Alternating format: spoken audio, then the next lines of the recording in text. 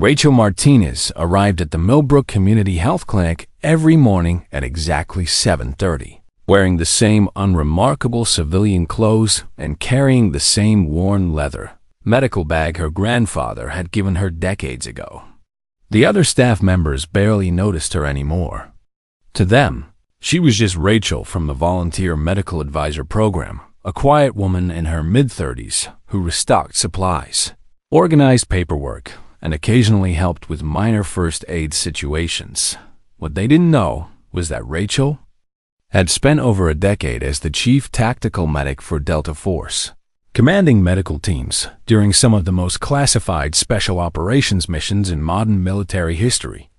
She'd performed emergency surgery under enemy fire, stabilized wounded operators while bullets flew overhead, and made split-second decisions that determined who lived and who didn't make it home. But that life felt like it belonged to someone else now. "Morning, Rachel," called Jessica, the clinic's part-time nurse, as she unlocked the supply cabinet. "Did you remember to order more gauze? We're running low again." "Already taken care of," Rachel replied, methodically arranging trauma supplies with the kind of precision that spoke of muscle memory most civilian medics never developed. The shipment should arrive this afternoon. Jessica watched Rachel work, noting how her hands moved with surgical accuracy, even during routine tasks. There was something almost military about the way she organized everything.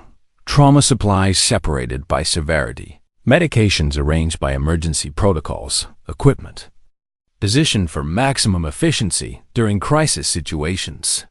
"You know, Rachel, you're wasted here," Jessica said, shaking her head. "With your skills, you could probably work at the regional trauma center. Make real money instead of volunteering at our little clinic." Rachel paused, her hand stilling over a box of chest seal specialized equipment that most small town clinics never needed. "Money isn't why I do this work." Before Jessica could respond, the clinic's emergency radio crackled to life. "All available medical personnel. We have a vehicle accident near the military training facility. Multiple casualties. Reported. Repeat. Multiple casualties." Rachel's entire demeanor shifted in an instant. Her relaxed posture straightened, her eyes sharpened with laser focus, and her hands automatically reached for her emergency medical kit, a collection of supplies that seemed far too advanced for a community clinic volunteer. "I'll take this." "One," she said, her voice carrying a subtle authority that Jessica had never heard before. "But Rachel, that's outside our normal service area. The county paramedic team will handle." Rachel was already walking toward the door, her movements suddenly fluid and purposeful in a way that reminded Jessica of something she couldn't quite identify. Military training, maybe? But that seemed impossible. Rachel had never mentioned any military background. As Rachel climbed into her aging Toyota SUV, something stirred deep in her chest, a familiar weight of responsibility she'd tried to bury for 3 years. Her hands gripped the steering wheel tighter as she drove toward the accident scene, and she found herself mentally rehearsing trauma protocols she hadn't used since her last deployment. In her jacket pocket, she always carried a small faded patch with hand-lettered words, "1 minute saves 3 lives," the motto of Delta Medical Unit.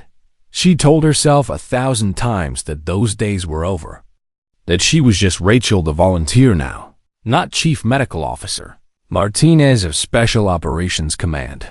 But as emergency sirens wailed in the distance and she pressed harder on the accelerator, Rachel realized that some identities run too deep to ever truly abandon. The accident scene was chaos. 4 soldiers lay scattered across twisted metal and broken glass, where their transport vehicle had rolled during a routine training exercise. One was unconscious with a penetrating chest wound, blood pooling beneath him at an alarming rate. The mess. Local paramedic team had arrived first, but Rachel could see immediately that they were struggling. The lead paramedic, a young man named Marcus Webb, was attempting chest compressions on the unconscious soldier His technique was textbook correct for civilian emergencies, but completely wrong for this type of penetrating trauma. "Excuse me." "Ma'am, you need to stay back," called Tom Richardson, the team leader, as Rachel approached. "This is an active emergency scene." Rachel didn't respond verbally. Instead, she knelt beside the dying soldier and began cutting away his body armor with surgical scissors that appeared in her hands as if by magic. Her movements were fluid, precise, and impossibly fast. Within seconds, she'd exposed the wound, identified the severed subclavian artery, and was applying direct pressure with expert hand placement that most civilian medics would need years to perfect. "Get me O-negative blood ready at the trauma center," she said, her voice carrying the unmistakable authority of someone accustomed to being obeyed during life-or-death situations. "Prepare chest seal materials. We're moving in 90 seconds. The paramedics stopped what they were doing and stared. Marcus whispered to his partner, "How does she know our protocols? How does she know Tom's name?" Rachel's hands worked with mechanical precision. She established an 4-line while maintaining pressure on the arterial bleed, checked pupil response, and calculated blood loss volume all simultaneously with the kind of multitasking ability that comes only from treating combat casualties under extreme pressure. "Marcus, stabilize his cervical spine," she continued, calling each team member by name though she'd never worked with them before. "Katie, get the backboard ready. Tom, radio ahead with these vitals." Her diagnostic accuracy was stunning. She identified a pneumothorax that the other medics had missed, detected early signs of shock that weren't yet showing on their monitors, and predicted exactly which trauma protocols the hospital would need to implement. When the medical helicopter arrived, she had the patient completely stabilized, with 3 additional casualties triaged and ready for transport in order of severity. As the flight crew loaded the soldiers, Katie noticed something that made her blood run cold. Rachel's medical gloves bore a faded logo that civilian medics rarely saw: Delta Force Medical Unit. "Tom," Katie whispered, grabbing her supervisor's arm, "look at her gloves. Look at the way she works. That's not civilian medical training."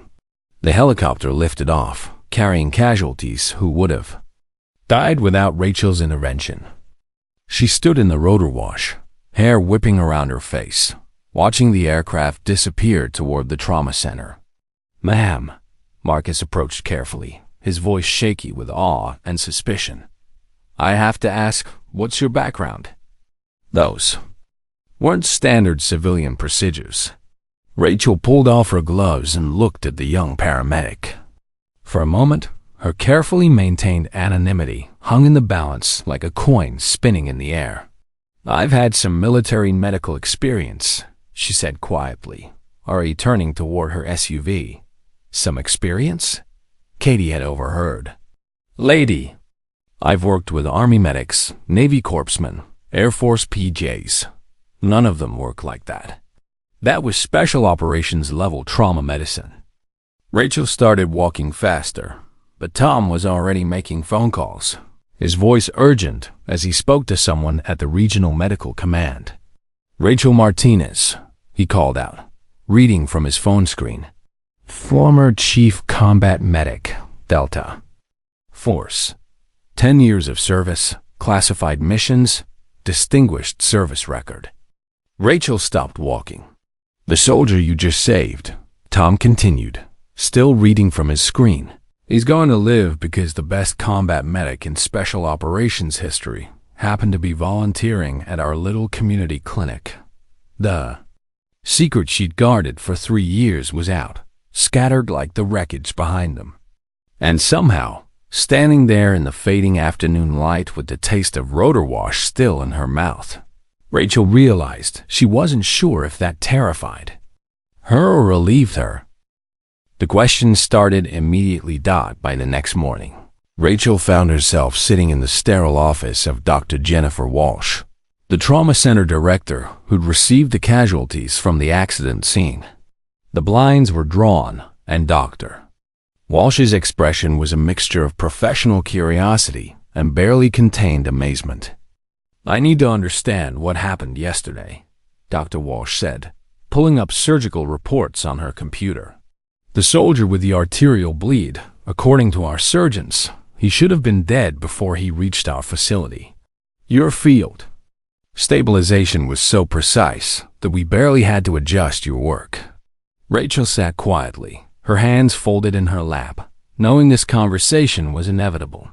She'd spent 3 years hoping it would never come, but deep down, she'd always known that skills like hers couldn't stay hidden forever. "Your foreplacement was perfect. Your pressure points were exact. And your triage decisions saved all 4 lives," Dr. Walsh continued, her tone growing more intense. "This wasn't luck, Rachel. This was elite-level trauma medicine." The doctor pulled up another file. "I made some calls last night. Colonel Martinez at Special Operations Command remembers you. He says you're the best combat medic Delta Force ever produced." She paused, studying Rachel's face. "He also says you left under circumstances that were ... complicated." The weight of her past settled back on Rachel's shoulders like familiar armor, heavy and inescapable. "I served for 10 years, she admitted, her voice barely above a whisper. "Chief Medical Officer for Delta Operations Worldwide. Counterterrorism, hostage rescue, deep reconnaissance missions. Places that don't appear on any maps." Dr. Walsh leaned forward. "What made you leave?" Rachel stared at her hands, the same hands that had performed emergency surgery in desert bunkers, stabilized casualties while under enemy fire, and held dying. Soldiers who whispered their final words to someone they trusted completely. Operation Desert Storm, 2019. Rachel began slowly, the words feeling like broken glass in her throat. Hostage rescue in Syria. Terrorists had taken a school 40. 3 children inside. Delta went in hard and fast. The memory played behind her eyes like a film she'd watched too many times. 7 of my men were hit in the first 30 seconds. The mission continued, but I had wounded operators scattered across 3 floors of a building while gunfire was still active. She paused, gathering strength to continue. I spent 8 hours moving between casualties, performing surgery with bullets flying overhead, keeping my team alive while they completed the mission. All 7 soldiers survived. All 43 children were rescued. Dr. Walsh waited, sensing there was more to the story. But when we got home, when the medals were awarded and the classified reports were filed, I realized I'd been treating soldiers like medical puzzles to be solved instead of human beings I cared about. Rachel's voice grew quieter. I'd become so focused on technical perfection that I'd forgotten these were my brothers bleeding out in front of me. The emotional numbness that helped me work under fire had started affecting my ability to connect with the people I was saving. "So you left Special Operations to rediscover your humanity?" "I left because I was afraid of becoming a machine that healed bodies, but couldn't feel the weight of the lives in my hands," Rachel replied. "Yesterday was the first time in 3 years I'd practiced trauma medicine at that level. When I saw that soldier bleeding out, everything came flooding back, not just the techniques, but the feeling of responsibility for someone's entire future." Dr. Walsh nodded thoughtfully, then pulled out a formal document. "The hospital board has authorized me to offer you a position as our emergency trauma coordinator. Full salary, benefits, and the opportunity to train our staff in advanced life support techniques." Rachel read through the offer carefully. It was generous professional recognition of her extraordinary skills. But something felt wrong about it, like putting on a uniform that no longer fit. "I appreciate this, but I don't need a title or a salary to do what I did yesterday. And what do you need?" Rachel thought for a moment. "I need people to understand that medical excellence isn't about credentials or positions. It's about being prepared, both technically and emotionally, to be someone's last hope when everything goes wrong. Meanwhile, word was spreading through the emergency medical community like wildfire.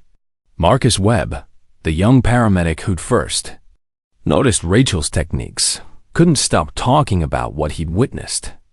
I'm telling you, this woman appeared out of nowhere and took control of a scene that had us completely overwhelmed. He told anyone who would listen at the firehouse, the hospital break room, and the paramedic training center. She moved like she was conducting an orchestra, calling out orders that made perfect sense, but using techniques I'd never seen before. His partner Katie was more skeptical. So you're saying this quiet volunteer from the community clinic is secretly some kind of super medic? Come on, Marcus. People like that don't just disappear into small towns. But Marcus had done his research. He'd looked up Delta Force medical operations, read declassified reports about special operations medicine, and watched training videos that made his civilian emergency training look like first aid basics. Katie, I've been a paramedic for 8 years. I've worked with emergency room doctors, trauma surgeons, flight medics, all of them good at their jobs. But what I saw yesterday wasn't just good. It was supernatural. The conversation was interrupted by Tom Richardson, their team leader, who'd been unusually quiet since the accident. I got a call from the regional medical director this morning, he said, his voice tight with something between awe and concern. They want to interview all of us about the incident. Apparently, our volunteer advisor has a military record that's mostly classified. Katie looked up sharply. What do you mean, mostly classified? I mean, the parts they can tell us are impressive enough. The parts they can't tell us ... Tom trailed off, shaking his head. Let's just say we might have been working alongside someone whose medical experience makes all of us look like weekend volunteers. Marcus felt a chill run down his spine. Tom, when she was working on that soldier, she knew exactly what she was doing. She didn't hesitate, didn't second-guess herself, didn't even seem to think about it. It was like watching someone perform a job they'd done 1,000 times before. That's what scares me, Katie said quietly. If she's that good, and if she's been hiding it for 3 years, what made her stop? People don't walk away from careers like that unless something went really wrong. Back at the community clinic, Rachel was trying to return to her normal routine, but everything had changed. Jessica, the part-time nurse, kept staring at her with a mixture of curiosity and newfound respect that made Rachel uncomfortable. So, Jessica said carefully, as they restocked supplies together, I heard about what happened at the accident scene yesterday. Rachel's hand stilled over a box of trauma supplies. I just helped where I could. Rachel, please. The entire emergency services community is talking about the mystery medic who saved 4 soldiers using techniques that civilian paramedics don't even learn. Jessica's voice was gentle but insistent. Were you really Delta Force? The question hung in the air like smoke. Rachel looked at Jessica, this kind, dedicated nurse who'd worked alongside her for months without knowing she'd been sharing shifts with someone whose military medical record was mostly too classified to discuss. I was, Rachel said simply. For 10 years, I was Chief Medical Officer for Delta Force Operations Worldwide. And 3 years ago, I walked away from all of it because I'd forgotten how to be human while saving lives. Jessica stared at her, processing this revelation. But yesterday, you remembered. Rachel nodded slowly. Yesterday, I remembered what? It felt like to care about the person I was saving, not just the technical challenge of keeping them alive. And for the first time in 3 years, I felt like myself again. What Rachel didn't know was that her carefully guarded secret was about to become much more complicated. Because while she'd been having quiet conversations with doctors and nurses, someone else had been making phone calls, someone who wasn't content to let sleeping dogs lie. And the call that would change everything was coming tomorrow. The call came at 6:15 in the morning, jolting Rachel from the first peaceful sleep she'd had in months. The display showed an unknown number with a Virginia area code detail that made her stomach clench with recognition. "Martinez," she answered, using her old military habit despite 3 years of civilian life. "Chief Martinez? This is Colonel David Stevens, Medical Command, Special Operations. I believe we need to talk." Rachel's blood turned to ice. She'd hoped that yesterday's incident would stay local, maybe generate some professional curiosity among regional medical personnel. She hadn't expected it to travel up the military chain of command. "Colonel, I'm no longer active duty. I'm just, ma'am, with respect, you're never just anything when it comes to Delta medical operations." Stephen's voice carried the kind of authority that brooked no argument. "We have a situation that requires your immediate attention. I'm flying to your location this afternoon." Rachel's hands began to shake. "Sir, I respectfully declined re-enlistment 3 years ago. My service obligations are complete. Chief Martinez, 4 soldiers are alive today because of your intervention. But more importantly, your actions yesterday have created what we call a capability exposure incident. Your skills and training methods are now being discussed in civilian emergency services channels." The implications hit Rachel like a physical blow. Her specialized training, developed over years of classified operations, was never supposed to be demonstrated in public settings. The techniques she'd used to save those soldiers were derived from combat medical protocols that most civilian medics weren't authorized to learn. "Sir, I was responding to a medical emergency. I used appropriate trauma medicine to save lives." "Chief, you used Delta-level tactical medicine in full view of civilian first responders, medical personnel, and potentially media coverage. The regional medical director has already requested briefings on your unique methodologies. This conversation is happening whether you like it or not." Rachel closed her eyes, feeling the walls of her quiet civilian life crumbling around her. She'd spent 3 years building a new identity, finding peace in anonymity, learning to heal without the weight of military command on her shoulders. Now, with one emergency response, all of that was evaporating. "What do you want from me, Colonel?" "I want to understand why the most decorated combat medic in Special Operations history is working as a volunteer at a community clinic, and I want to know if you're prepared to handle the attention your actions are about to generate." After Stevens hung up, Rachel sat in her kitchen staring at her coffee, trying to process what was happening. She'd thought the hardest part was over the revelation of her identity to local medical personnel, the awkward questions about her background. But she was beginning to realize that yesterday's incident was just the beginning. Her phone rang again. This time, it was Jessica from the clinic. "Rachel, we have a problem. There are people here asking about you. Official-looking people with badges and serious expressions." Rachel's heart sank. "What kind of people?" "Military investigators, I think. They're asking about your employment here, your access to medical supplies, your interactions with staff and patients."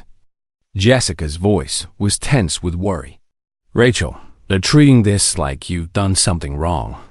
By the time Rachel arrived at the clinic, 2 black SUVs were parked in the small lot. Men in dark suits were interviewing staff members, taking photographs of the supply room and documenting everything with the methodical precision of a criminal investigation. The lead investigator, a stern-faced man in his 40s, approached Rachel as she entered the building. "Ms. Martinez, I'm Agent Robert Hayes, Defense Intelligence Agency. We need to discuss your recent activities and potential security violations." "Security violations?" Rachel's voice came out sharper than she intended. "I saved 4 soldiers' lives using standard trauma medicine. Ma'am, you used classified medical techniques in an unsecured environment. demonstrating capabilities that are considered sensitive military assets. Your actions may have compromised operational security protocols. Rachel felt the familiar anger rising, the same fury that had driven her away from military service 3 years ago. The bureaucracy, the paranoia, the way everything became about protecting procedures instead of protecting people. Agent Hayes, those soldiers were bleeding to death in a parking lot. I used the skills I learned in 10 years of military service to keep them alive. If that's a security violation, then your priorities are seriously screwed up. Hayes' expression hardened. Your attitude is noted, Ms. Martinez, but this investigation will proceed regardless of your cooperation. We're examining your access to advanced medical supplies, your unauthorized use of military medical protocols, and your potential violations of your separation agreement. My separation agreement? All special operations personnel sign non-disclosure agreements regarding their training and capabilities. Using classified medical techniques in public settings may constitute a breach of those agreements. Rachel stared at him in disbelief. She'd spent a decade saving soldiers' lives under impossible conditions, earned multiple decorations for valor, under fire, and commanded medical teams during operations that would never be publicly acknowledged. Now she was being investigated for using those same skills to save soldiers in a civilian emergency. Agent Hayes, let me be very clear about something. I will not apologize for saving lives. I will not regret using my training to keep 4 soldiers alive. And I will not pretend that bureaucratic procedures are more important than human beings who are bleeding to death. The confrontation was interrupted by the arrival of Colonel Stevens, who walked into the clinic with the bearing of someone accustomed to command authority. He took one look at the DIA agents and the frightened clinic staff, and his jaw tightened. With barely controlled anger, Agent Hayes, what exactly is the nature of this investigation? Hayes straightened slightly in the presence of superior rank. Colonel, we're examining potential security violations related to unauthorized disclosure of classified medical techniques. Stevens studied Rachel's face, noting the exhaustion and frustration in her eyes. Chief Martinez, step outside with me for a moment. In the parking lot, away from the investigators and nervous clinic staff, Stevens' demeanor softened slightly. Rachel, this isn't how I wanted this conversation to go. Sir, with respect, I don't think you have any idea how this conversation should go. Rachel's voice was tight with controlled emotion. I've been out of the military for 3 years. I work as a volunteer at a community clinic. Yesterday, I responded to a medical emergency and saved 4 soldiers' lives. Now I'm being treated like a security threat. Stevens nodded slowly.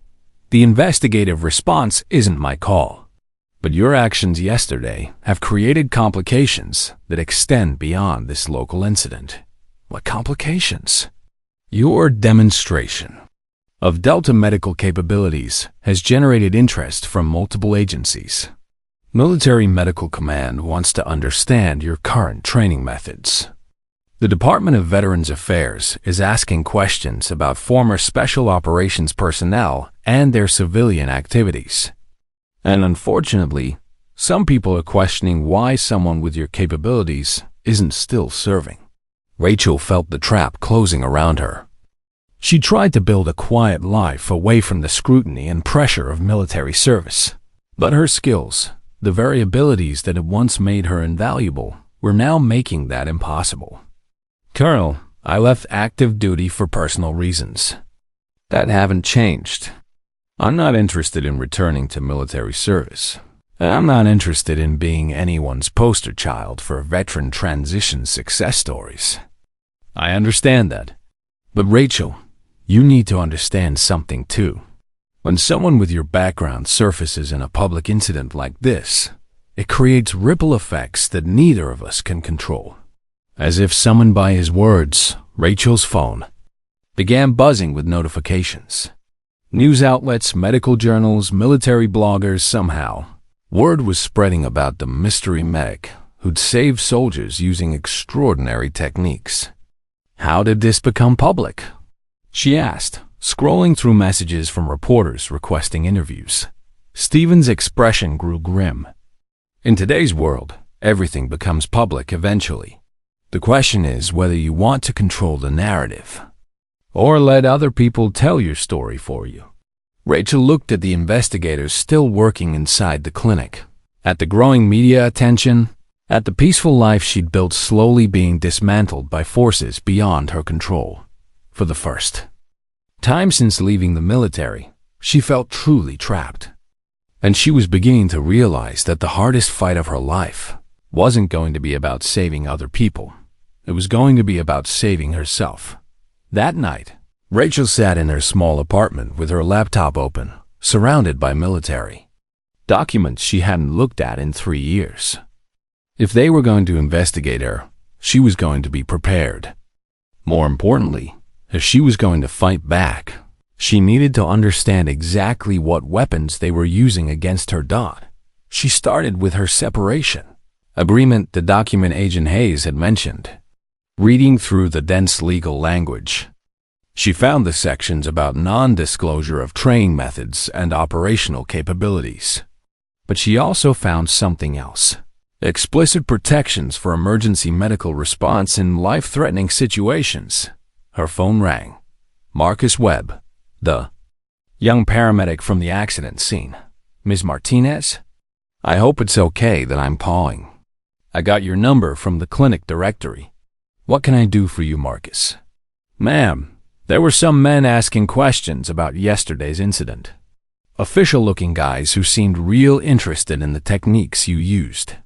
His voice was worried. They wanted to know if you'd shared any information about military medical procedures with our team. Rachel's jaw tightened. They weren't just investigating her. They were questioning the paramedics who'd witnessed her work, trying to build a case that she'd inappropriately disclosed classified information. Marcus, what did you tell them? The truth. That you saved 4 soldiers' lives using skills that none of us had seen before. But Ms. Martinez, they seemed more interested in whether you'd violated some kind of military regulation than in the fact that those soldiers are alive because of you. After hanging up, Rachel opened her laptop and began researching. She pulled up medical journals, training manuals, and civilian emergency protocols. What she discovered made her angry enough to start planning. The techniques she'd used weren't actually classified. They were advanced, required extensive training to master, and weren't commonly taught in civilian programs, but they weren't classified. The investigators were trying to intimidate her, using vague references to security violations that didn't actually exist. More importantly, she found precedents. Military medics who transitioned to civilian roles had used their advanced training in emergency situations before. The key legal protection was something called the Good Samaritan Doctrine, combined with federal protections for emergency medical response. She was still researching when her doorbell rang at 10:30 p.m. Through the peephole, she saw Jessica from the clinic, holding a manila envelope and looking nervous. Jessica, what are you doing here so late? Rachel, we need to talk, and you need to see this. Inside the envelope were photocopies of documents the investigators had requested from the clinic employment records, supply inventory reports, and, most disturbing, patient interaction logs that detailed every person Rachel had treated or advised over the past 3 years. They're building a file on you, Jessica said quietly. But Rachel, that's not the worst part. They're also building files on us, everyone who worked with you. They're treating the entire staff like potential accomplices to some kind of crime. Rachel studied the documents, her medical training helping her analyze the pattern of information gathering. They're fishing. They don't have evidence of actual wrongdoing, so they're collecting everything they can find and hoping to construct a narrative. A narrative about what? About a rogue former special operations medic who's been operating outside authorized channels, potentially compromising security protocols.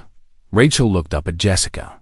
They're trying to make my volunteer work look like some kind of covert operation. Jessica shook her head in disbelief.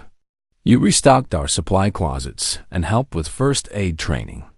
You bought extra trauma supplies with your own money. How is that threatening national security? It's not. But Jessica, you need to understand something about military bureaucracy.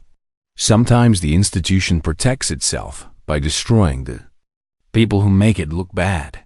What do you mean? Rachel chose her words carefully. I left active duty under circumstances that weren't entirely voluntary. I'd started questioning decisions that prioritized mission success over soldier welfare. When someone like me surfaces in a high-visibility incident, it reminds people that there are military personnel who chose principle over career advancement. So this investigation isn't really about security violations. This investigation is about making sure that former special operations personnel understand they're never really free from institutional control. Rachel's voice carried a bitter edge. They want me to disappear back into anonymity, maybe relocate to another state. Definitely stop doing anything that might draw attention to my military background. Jessica was quiet for a moment, processing this information. Then her expression hardened with determination. What can we do to fight back? Rachel looked at her friend, this dedicated civilian nurse who'd gotten dragged into a military bureaucratic nightmare simply because she'd worked alongside someone with the wrong kind of expertise. We document everything, every conversation. With investigators, every question they ask, every intimidation tactic they use. We research the legal protections that apply to emergency medical response. And we find out if other people have faced similar situations. Other people? Jessica, I guarantee I'm not the first former special operations medic who's faced investigation for using military-trained skills in civilian emergencies. There's got to be a pattern, and there's got to be legal precedent. They spent the next 3 hours researching, and what they found was both encouraging and infuriating. There were at least a dozen documented cases of former military medical personnel facing similar investigations. Most had ended with the charges being quietly dropped, but only after months of legal battles and career disruption. Look at this one, Jessica said, pointing to a case file.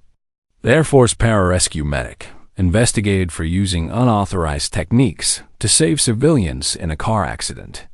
The charges were dropped when his lawyer proved that all the techniques he'd used were available in civilian medical literature.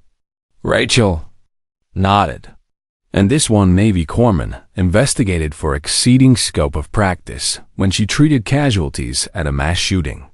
Case dismissed when the court ruled that emergency medical response supersedes normal licensing restrictions. But the pattern was clear. Investigators would use vague security concerns and bureaucratic regulations to intimidate former military medical personnel, hoping they'd retreat rather than fight. The process itself was the punishment. Rachel, there, counting on you being too tired or too scared to challenge them. Then they've made a serious miscalculation. Rachel opened a new document on her laptop and began typing.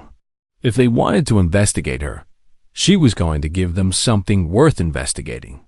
She was going to document every intimidation tactic, every overreach of authority, and every violation of proper investigative procedure. But more than that, she was going to research the investigators themselves. She was going to find out who was behind this harassment, what their motivations were, and what vulnerabilities they might have. Because Rachel Martinez hadn't spent 10 years in special operations without learning that the best defense was often a carefully planned offense.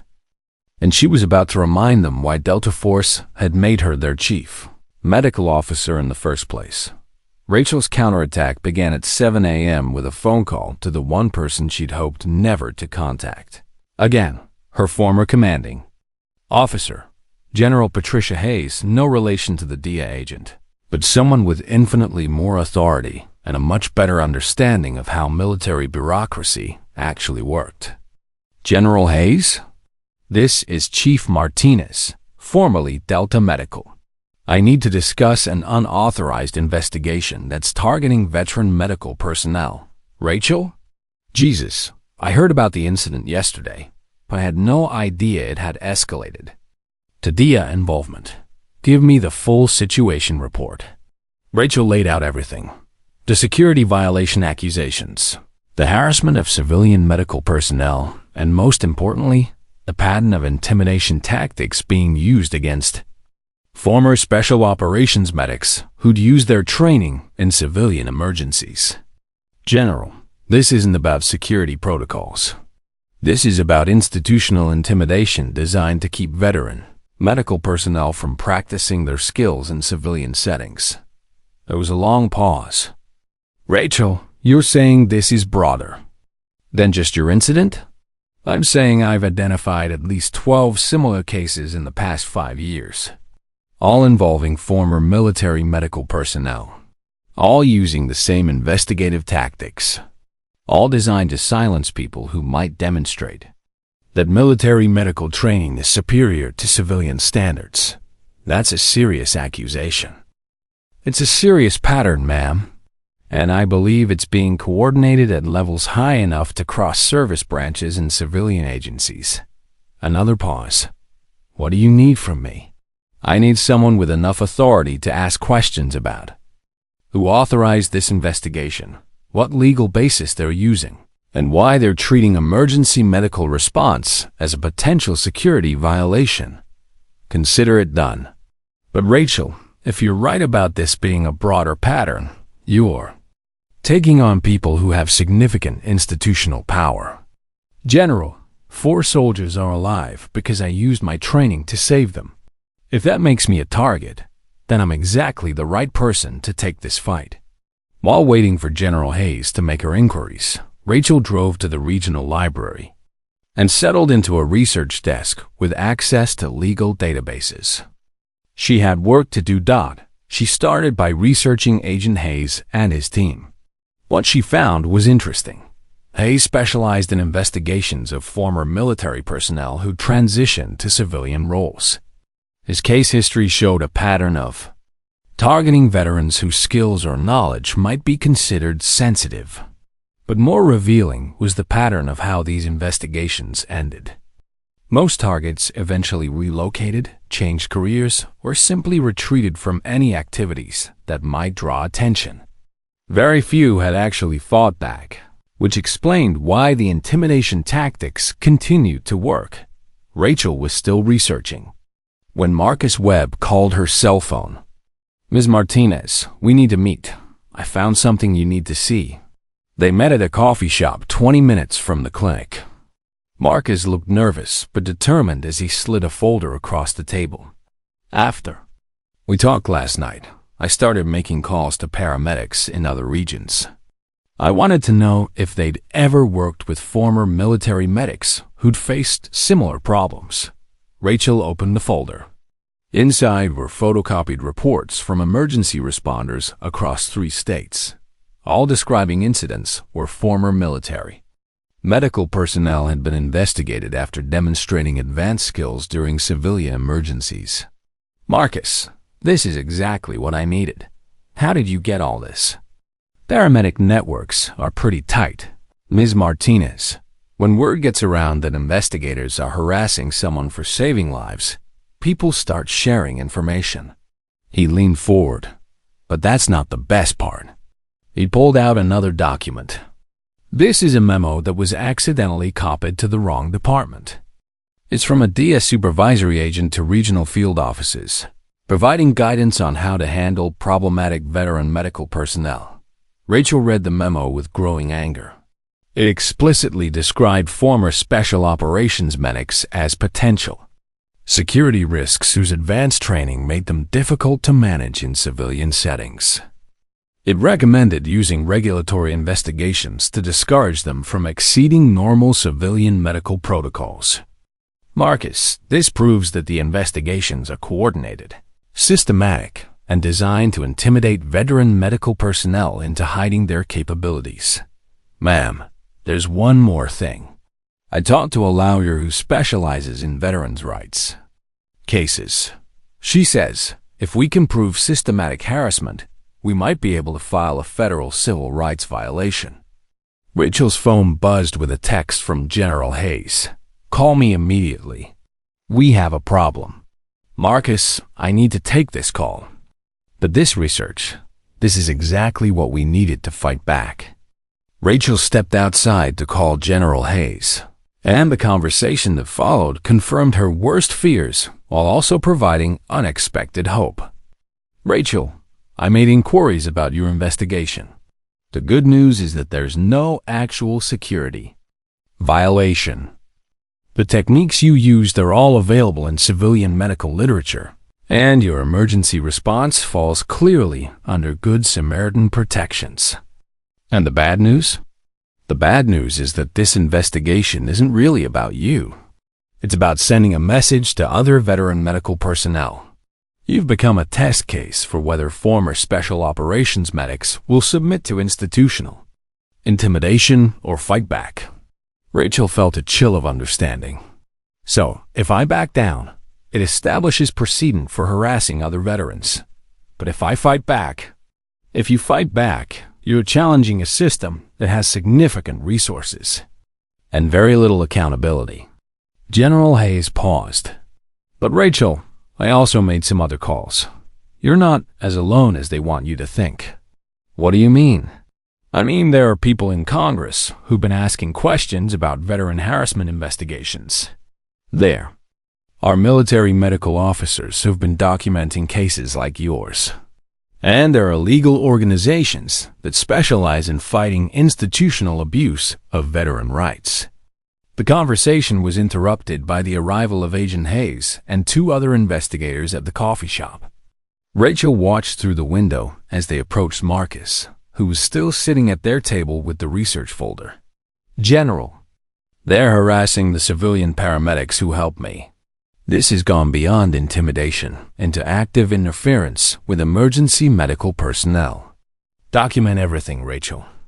Every conversation, every intimidation tactic, every overreach of authority. And Rachel, don't back down. If you're right about this being a coordinated pattern, then someone needs to stand up and fight. Rachel hung up and watched as Agent Hayes questioned Marcus, clearly trying to pressure him into revealing what information he'd shared with her. But Marcus, bless him, maintained the calm professionalism that made him a good paramedic. When the investigators finally left, Rachel rejoined Marcus at the table. What did they want to know? Everything about our conversation, what documents I'd shown you, and whether you'd asked me to gather information about other cases. Marcus looked shaken but determined. Ms. Martinez, they threatened to have my paramedic license reviewed if I continued to interfere with their investigation. Rachel's anger crystallized into cold determination. Marcus, they just made a very serious mistake. What kind of mistake? They threatened a civilian emergency responder for cooperating with someone who saved lives. That's not just harassment. That's obstruction of emergency medical services. That evening, Rachel sat in her apartment with her laptop, a legal pad, and a growing pile of evidence. She was building a case, but not the kind Agent Hayes expected.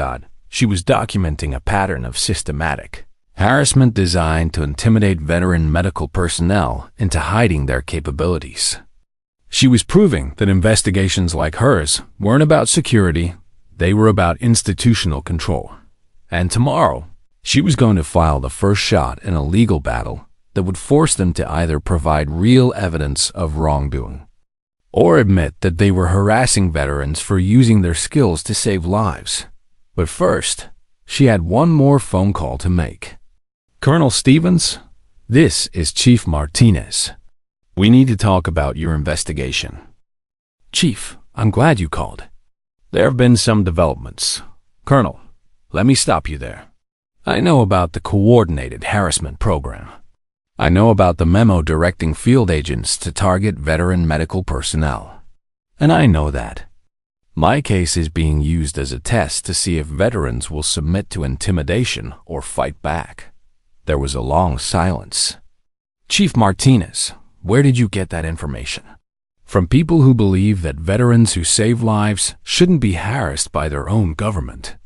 Colonel, you have 24 hours to either provide legitimate evidence of security violations or withdraw this investigation. Chief, I don't think you understand the position you're in. No, Colonel, I don't think you understand the position you're in. Because in 24 hours, if this harassment continues, I'm going to file federal civil rights violations against every agent and supervisor involved in this investigation. Rachel hung up, her heart pounding with adrenaline she hadn't felt since her last combat deployment. She was about to go to war with the military bureaucracy that had trained her, using skills they taught her to fight an enemy they'd become. And for the first time in 3 years, she felt like Chief Martinez again. The Federal Buildings Conference. Room felt like a tribunal. Agent Hayes sat at the head of the table with 2 other investigators, a DIA supervisor and a military legal officer.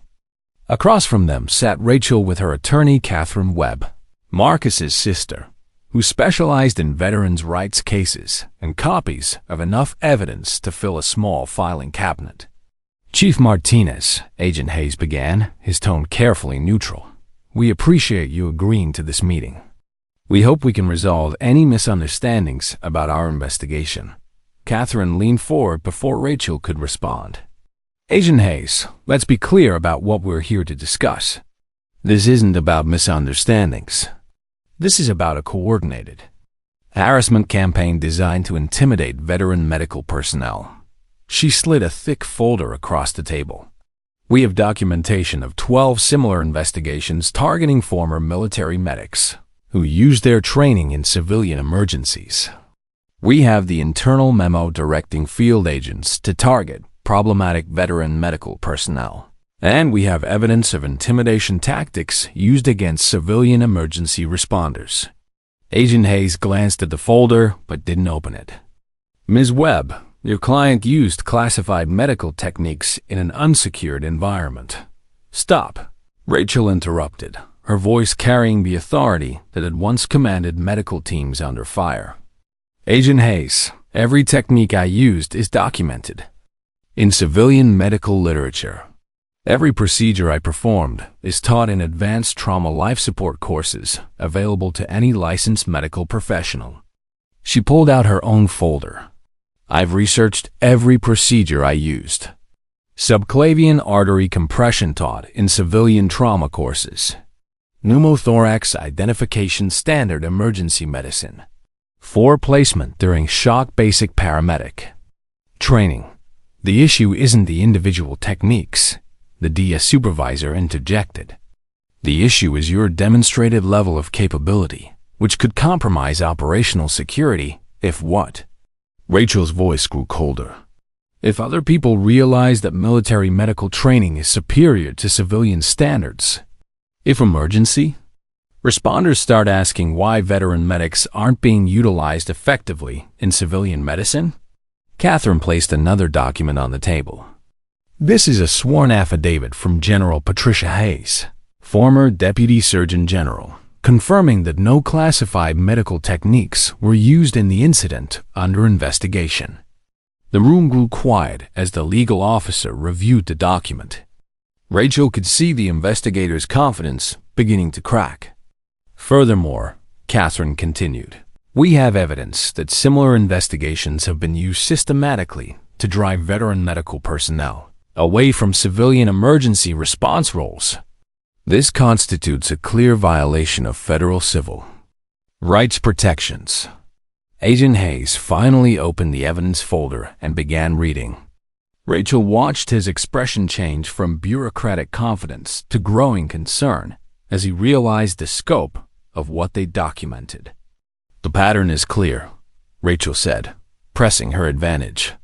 Investigate veteran medics who demonstrate superior capabilities. Use vague security concerns to justify harassment. Intimidate civilian colleagues to isolate the target. Continue pressure until the veteran relocates or stops using their medical skills. She leaned forward. The only problem is that this time, you targeted someone who knows how to fight back. The DS supervisor tried to regain control. Chief Martinez, even if these allegations were accurate, national security concerns override. What national security concerns? Catherine interrupted. That veteran medics are too good at saving lives? That military medical training produces capabilities that make civilian emergency services look inadequate? Rachel stood up, her movement commanding attention from everyone in the room. Let me tell you what threatens national security. Harassing veterans who use their skills to save soldiers' lives. Driving experienced combat medics away from emergency medical roles. Creating a system where military-trained medical personnel are afraid to use their abilities to help people. She placed her hands on the table and looked directly at Agent Hayes. 4 soldiers are alive today because I used my training to save them. If you want to call that a security violation, then your definition of security is exactly backwards. The military legal officer spoke for the first time. Chief Martinez, what would you consider an acceptable resolution to this situation? Rachel looked at Catherine, who nodded encouragingly. Complete withdrawal of the investigation. Written confirmation that no security violations occurred. And most importantly, policy changes to prevent similar harassment of veteran medical personnel in the future. That's not possible, Agent Hayes said immediately. We can't set precedent that undermines our ability to investigate. To investigate what? Rachel's voice carried the edge of command authority. To investigate veterans who save lives? To investigate people who use their military training to help their communities? Catherine pulled out one final document. Agent Hayes, this is a prepared civil rights lawsuit naming you, your supervisor, and the Defense Intelligence Agency as defendants. It alleges systematic harassment, violation of veterans' rights, and obstruction of emergency medical services. She paused, letting the implications sink in. We're prepared to file this lawsuit unless this investigation is withdrawn by 5 p.m. today. The room was silent, except for the sound of papers being shuffled as the investigators reviewed the evidence. They'd been presented. Rachel could see them beginning to understand that they'd underestimated their target. Agent Hayes looked at his supervisor, who was reading through the internal memo that had been leaked. The expression on the supervisor's face suggested he was realizing how badly this investigation had been mishandled. We'll need time to review this information, the supervisor said finally. You have until 5 p.m., Catherine replied. After that, this becomes a public legal battle that will expose the entire pattern of veteran harassment we've documented. As they prepared to leave, Agent Hayes made one final attempt to assert authority. Chief Martinez, you should understand that challenging this investigation could have consequences for your future interactions with government agencies. Rachel stopped at the door and turned back to face him. Her expression was calm, but her voice carried the kind of steel that had kept Delta Force medics focused during firefights. Agent Hayes, let me be very clear about something. I spent the last 3 years trying to hide from my military identity because I thought civilian life meant avoiding conflict. But you've reminded me that some fights are worth having. She stepped closer to the table. I'm not afraid of consequences. I'm afraid of living in a country where veterans are harassed for using their skills to save lives. I'm afraid of a system that punishes excellence and intimidates people who serve their communities. So, if you want to continue this fight, bring everything you have. Because I'm done hiding. I'm done apologizing for being good at what I do. And I'm done letting bureaucrats intimidate veterans who choose service over self-preservation. The silence that followed was complete. Rachel turned and walked out, Catherine beside her, leaving the investigators to contemplate whether they really wanted to continue a fight they were clearly losing. In the hallway, Catherine smiled. That was impressive. You just made them realize they're not dealing with a frightened veteran trying to hide from attention. No, Rachel replied, feeling more like herself than she had in 3 years. They're dealing with Chief Martinez, Delta Force Medical, and she's tired of being pushed around. At 4:45 p.m., Rachel's phone rang. Catherine answered, putting the call on speaker in her law office, where they'd been waiting with the completed civil rights lawsuit ready to file. Ms. Webb, this is Colonel Stevens. I'm calling to inform you that the investigation into Chief Martinez has been officially withdrawn. All allegations of security violations have been dismissed without prejudice. Rachel felt a wave of relief mixed with vindication. Colonel, what changed? Chief, when your evidence reached the right levels of command, it became clear that this investigation was based on faulty assumptions and exceeded appropriate authority. More importantly, the pattern of similar investigations you documented has prompted a full review of veteran harassment policies. Catherine leaned forward. Colonel, we need written confirmation of the investigation's withdrawal and official acknowledgement that no security violations occurred. You'll have both documents within the hour.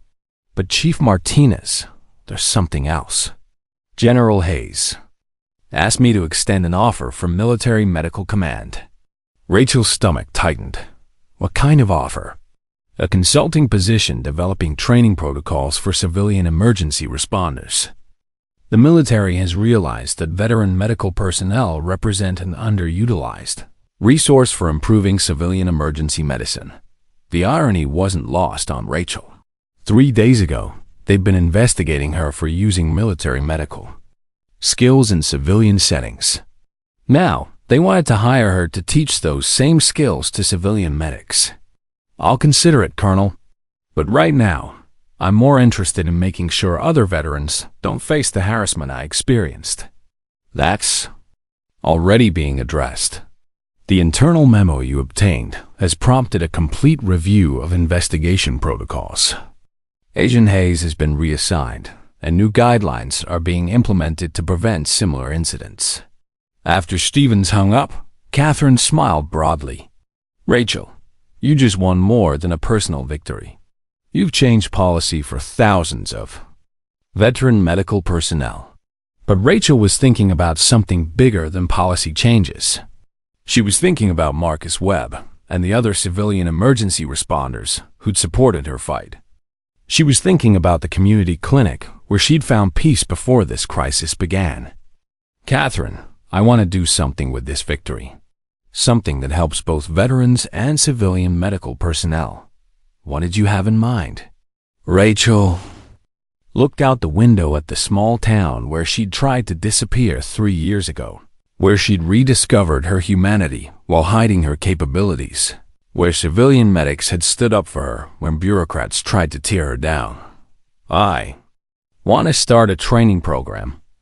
Military-trained medics working with civilian emergency responders, sharing advanced techniques, cross-training capabilities. She turned back to Catherine. Not as a military consultant, but as a civilian initiative that shows what's possible.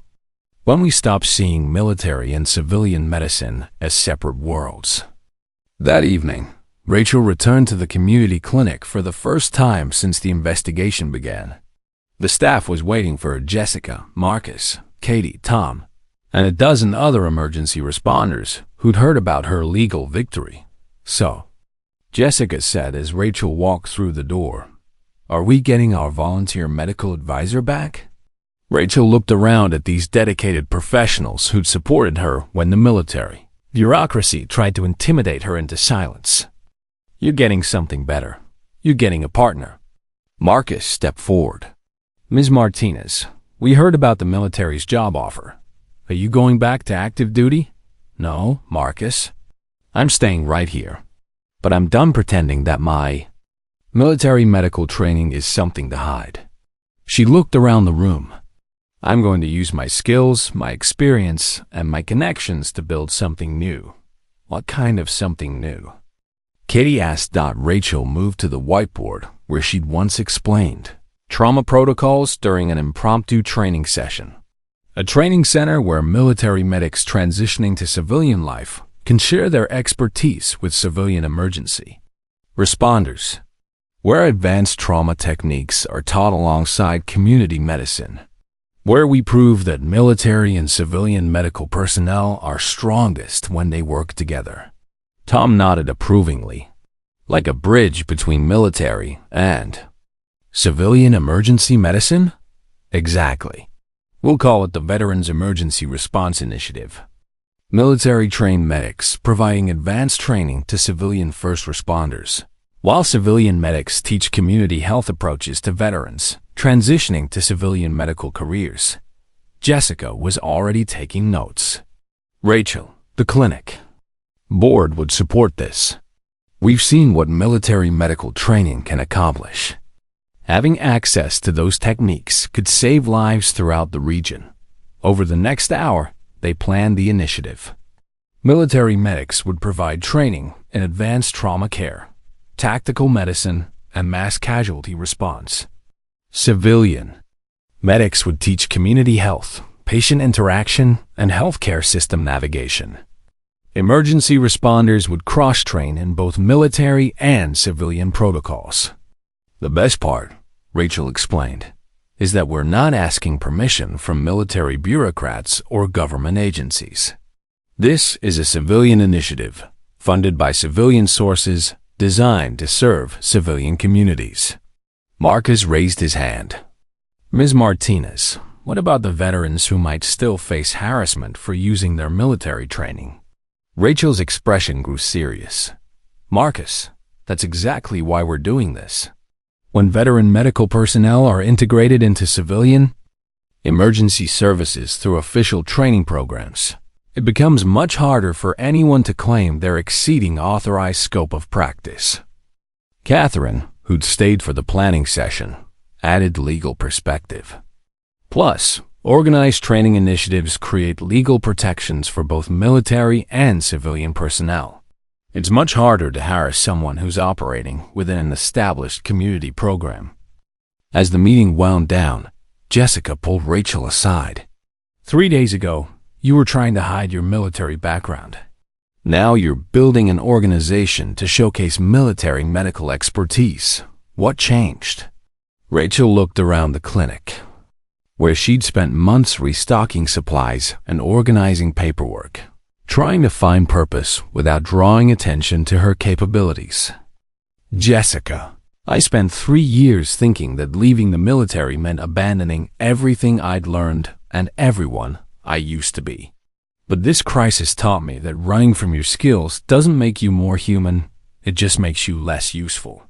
She paused, choosing her words carefully. The reason I left active duty wasn't because I'd stopped caring about saving lives. It was because I'd forgotten that the people I was saving had lives worth caring about. And now? Now, I remember that medical excellence isn't about hiding your capabilities or apologizing for being good at what you do. It's about using everything you know to help people when they need it most. As Rachel drove home that night, she thought about the investigation that had started as harassment and ended as liberation.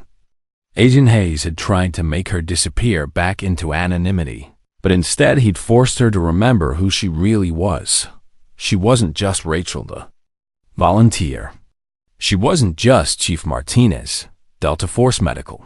She was someone who'd found a way to bridge those identities, to use her military training in service of civilian communities, to prove that expertise doesn't need official authorization to save lives. In her pocket, she still carried the faded patch with its hand-lettered motto, 1 minute saves 3 lives. But now she understood that the lives she was saving weren't just the immediate casualties in front of her. They were all the future patients who would benefit from better trained emergency responders, all the veterans who would find purpose in teaching their skills, all the communities that would be stronger because military and civilian medical personnel learned to work together. The fight was over. But the real work was just beginning. 6 months later, The Veterans Emergency Response Initiative occupied a converted warehouse on the outskirts of town, filled with medical training equipment, simulation mannequins, and the sounds of military medics working alongside civilian emergency responders. What had started as Rachel's response to bureaucratic harassment had become a nationally recognized model for veteran transition and community emergency preparedness. Rachel stood in the main training area, watching as Technical Sergeant David Kim, a former Air Force pararescue specialist, demonstrated advanced airway management to a group of local firefighter EMTs. At another station, Jessica was teaching medication protocols to a Navy corpsman transitioning to civilian nursing. Chief Martinez, Marcus Webb approached, wearing the instructor vest that marked him as one of the initiative's senior civilian trainers.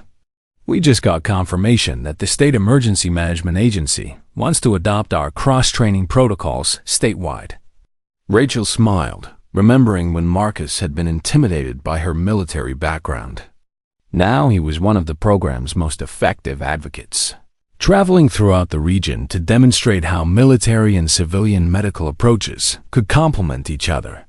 That's excellent news, Marcus. How many programs does that bring? US too? 15 states have implemented versions of our training model. And Rachel, the Veterans Administration just approved funding for veteran medical personnel to attend our transition seminars. The success had been overwhelming, but not surprising. When military-trained medics were given structured opportunities to share their expertise while learning civilian community medicine, both sides benefited enormously. Emergency response capabilities improved dramatically, while veterans found meaningful ways to continue serving their communities. Rachel's phone buzzed with a text from Catherine Webb. "Turn on Channel 7 News now." In the break room, Rachel found staff members gathered around the television where a reporter was interviewing Agent Hayes outside a congressional hearing room. "Agent Hayes," the reporter was saying, "the Senate Veterans Affairs Committee has just released its report on inappropriate investigations of veteran medical personnel. How do you respond to findings that your unit conducted systematic harassment campaigns?" Hayes looked uncomfortable but defiant. "The Defense Intelligence Agency maintains that all investigations were conducted within appropriate authority to protect national security information. But Agent Hayes, the committee found that no classified information was ever compromised, and that your investigations specifically targeted veterans who were using their skills to save lives in civilian settings." Rachel watched with fascination as Hayes tried to defend the indefensible. The congressional investigation had uncovered everything: the coordinated harassment pattern, the intimidation tactics, the deliberate effort to drive veteran medical personnel away from civilian emergency response roles. "Agent Hayes," the reporter continued, "Chief Rachel Martinez, the veteran medic whose case sparked this investigation, has since established a nationally recognized training program that has improved emergency medical capabilities in dozens of communities. Do you still believe she represented a security threat?" Hayes' answer was predictably evasive, but Rachel wasn't paying attention anymore. She was thinking about how far they'd all come since that morning, when investigators had descended on the community clinic like an occupying force. Her reflection was interrupted by the arrival of Colonel Stevens, who'd become an unofficial liaison between the initiative and Military Medical Command. "Rachel, I just came from Washington. The Pentagon wants to discuss expanding our partnership." Rachel raised an eyebrow. "Our partnership? The Veterans Emergency Response Initiative has been so successful that Military Medical Command wants to make veteran transition through civilian emergency training an official program." Stevens looked slightly embarrassed. "Basically, they want to take credit for your idea. David, 6 months ago, your people were investigating me for security violations. Now they want to claim ownership of the program I built to fight back against their harassment. I know how it looks, Rachel. But think about what this could mean: official military support, expanded funding, systematic placement of transitioning medics into civilian emergency roles. Rachel considered this carefully. Official military support would dramatically expand their capabilities, but it would also mean giving up the independence that had made the initiative effective. David, I'll consider military partnership under one condition. The Veterans Emergency Response Initiative remains a civilian organization, controlled by civilian leadership, serving civilian communities. Military support is welcome, but military control is not. Stevens nodded. I think that can be arranged. The Pentagon has learned that trying to control veterans like you doesn't work very well. That afternoon, Rachel found herself back at the community clinic where everything had started. The building looked smaller than she remembered, but the dedication of the staff was unchanged. Jessica was training a new volunteer, ironically, another veteran medic who'd heard about the initiative and wanted to contribute to community medicine. Rachel, Jessica said as she finished the orientation, do you ever think about what would have happened if you hadn't fought back against that investigation? Rachel considered the question. I think about it all the time, Jessica. If I'd backed down, if I'd relocated or stopped using my medical skills, Agent Hayes would have established precedent for harassing any veteran who demonstrated capabilities that made civilian emergency services look inadequate. And now? Now veteran medical personnel across the country know they have legal protections, community support, and organized programs that value their expertise. Rachel looked around the clinic where she'd once hidden her capabilities. More importantly, communities have access to training and techniques that are saving lives every day. Her phone rang. It was Catherine Webb, calling with news about the congressional investigation. Rachel, the Senate Veterans Affairs Committee just announced new federal protections for veteran medical personnel. Any investigation of veterans using their training in emergency situations will require specific evidence of actual security violations, not just bureaucratic suspicion. What about Agent Hayes? Reassigned to a desk job reviewing paperwork, his supervisor was forced into early retirement, and the DA unit that conducted harassment investigations has been disbanded. After hanging up, Rachel realized that the victory was complete. Not just her personal vindication, but systematic protection for veteran medical personnel and recognition that military training should enhance civilian emergency capabilities, not threaten them. As evening fell, Rachel stood in the parking lot, where 4 soldiers had nearly died 6 months ago. The place where her carefully hidden identity had been exposed and her quiet civilian life had been shattered. But looking back now, she understood that her life hadn't been shattered. It had been liberated. The investigation that was supposed to intimidate her into silence had instead forced her to remember who she really was and what she was capable of achieving. Marcus Webb joined her in the parking lot, carrying a folder of applications from veterans wanting to join the initiative. Ms. Martinez, we just received our largest group of applications yet. 37 military medics transitioning to civilian careers, all wanting to train with us. Rachel looked at the applications: combat medics, Navy corpsmen, Air Force parasecumen, all looking for ways to continue serving their communities while finding new purpose in civilian life.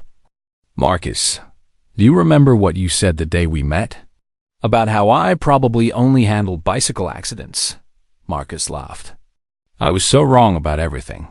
About your background, about what community medicine could accomplish, about what happens when military and civilian medical personnel work together. You weren't wrong, Marcus. You just didn't have all the information yet. Rachel smiled. But that's exactly why this initiative works. When people are willing to learn from each other, when veterans can share their expertise without being treated as threats, when civilian medics can learn advanced techniques without being intimidated by military backgrounds, everyone gets better at saving lives. As they walked back toward the initiative's training center, Rachel thought about the journey from hiding her identity to building an organization that showcased military medical expertise. The bureaucrats who tried to silence her had instead inspired her to create something that would outlast any individual career or investigation. In her pocket, she still carried the faded patch with its motto, "1 minute saves 3 lives." But now she understood that 3 lives weren't just the immediate casualties. They were the veteran who found new purpose, the civilian medic who learned advanced techniques, and the community that benefited from their collaboration. Agent Hayes had tried to make her disappear. Instead, he'd helped her discover that the most powerful response to institutional intimidation wasn't hiding or retreating. It was building something so valuable that the institution would eventually want to claim credit for opposing it. The investigation was over. The harassment had ended. The victory was complete. But the real success was measured in lives saved. Veterans transitioned, communities strengthened, and the proof that excellence doesn't need permission to make a difference.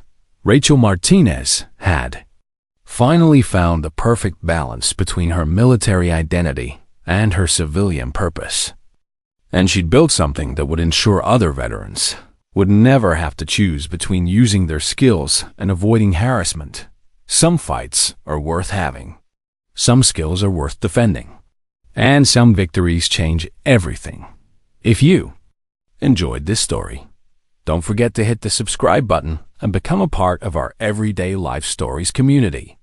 Where are you watching from? Drop a comment below. We love hearing from our amazing viewers around the world.